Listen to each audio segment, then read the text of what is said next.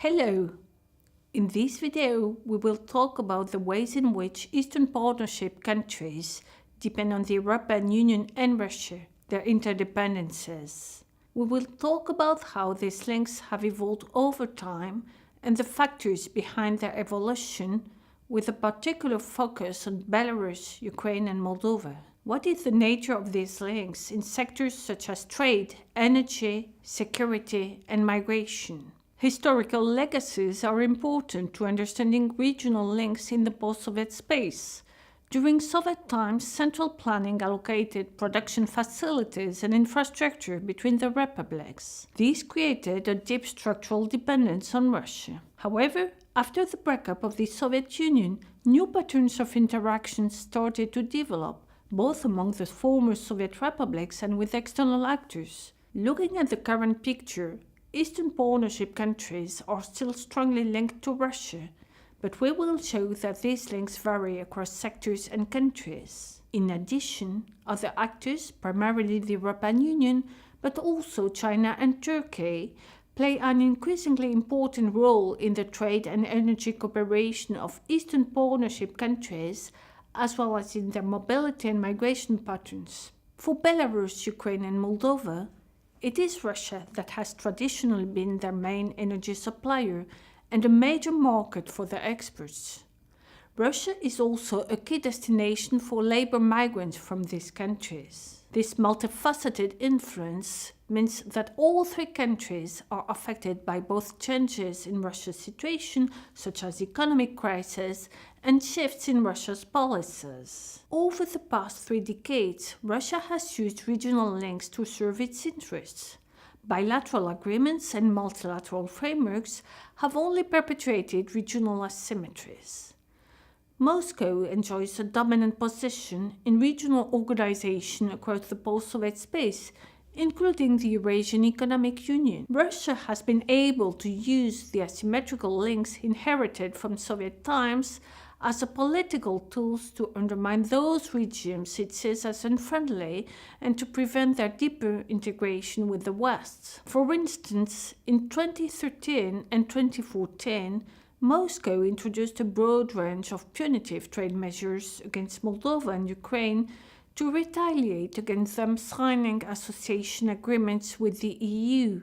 It also introduced harsher migration rules and expelled Moldovan citizens from its territory. Clearly, Moscow's preferred leverage over Eastern Partnership countries remains security.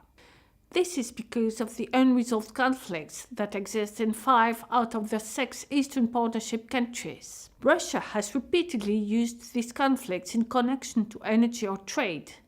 For instance, the annexation of Crimea and support to rebels in Donbass since 2014 serve as major pressure points to undermine Ukraine's deeper economic integration with the EU. Likewise, energy subsidies to the breakaway region of Transnistria provide Russia with significant leverage over Moldova. By contrast, Russia has used regional links to support those regimes it regards as friendly. Belarusian membership of Russia-led regional organizations has protected the country from security threats and other punitive measures. It has also provided Belarus with easier access to Russian resources. Belarus benefits from much cheaper gas prices than Moldova or Ukraine, and Belarusian citizens can freely stay and work in Russia. However, these close links only perpetuate the country's dependence on Russia and vulnerability to its policies. Our findings point to the key role played by domestic elites in Eastern Partnership countries in the evolution of regional ties. Domestic elites may enjoy political and economic benefits from links with Russia. In this case, they have limited interest in developing relations with other actors such as the EU. This is clearly the case for Belarus. There, Russia's support, whether it takes the form of cheaper energy or close security cooperation, is critical for the regime.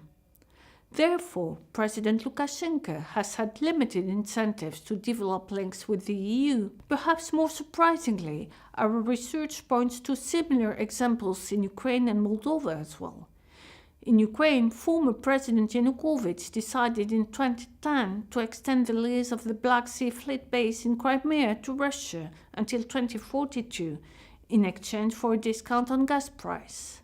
This only perpetuated the country's security sensitivity to Russia. But this decision can only be understood when taking into account the interests of Ukrainian oligarchs linked to the former Ukrainian president who benefited from the gas trade with Russia. We also find that Moldova's persisting energy dependence on Russia is tightly interconnected with the interests of the local elites.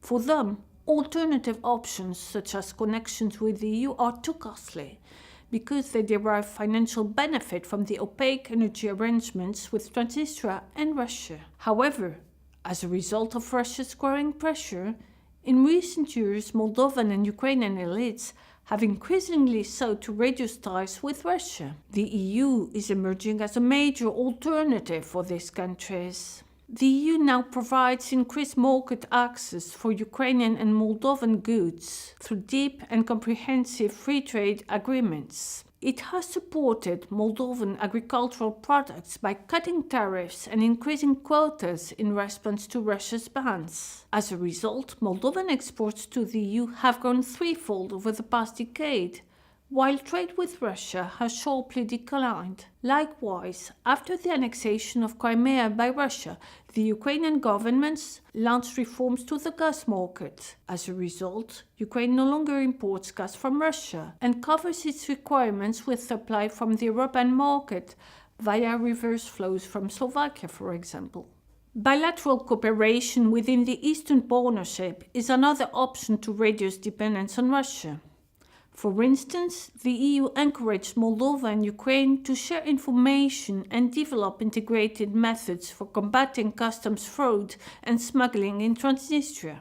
The two countries have introduced joint border control over border crossing points with the Brekery region, which limits Transnistria's capacity to interact with Russia. In conclusion, regional links, while initially framed by the common Soviet past, are increasingly shaped by the policies of Eastern Partnership countries, Russia and the EU. While Belarus benefits from close links to Russia, they leave it very dependent and vulnerable to Moscow.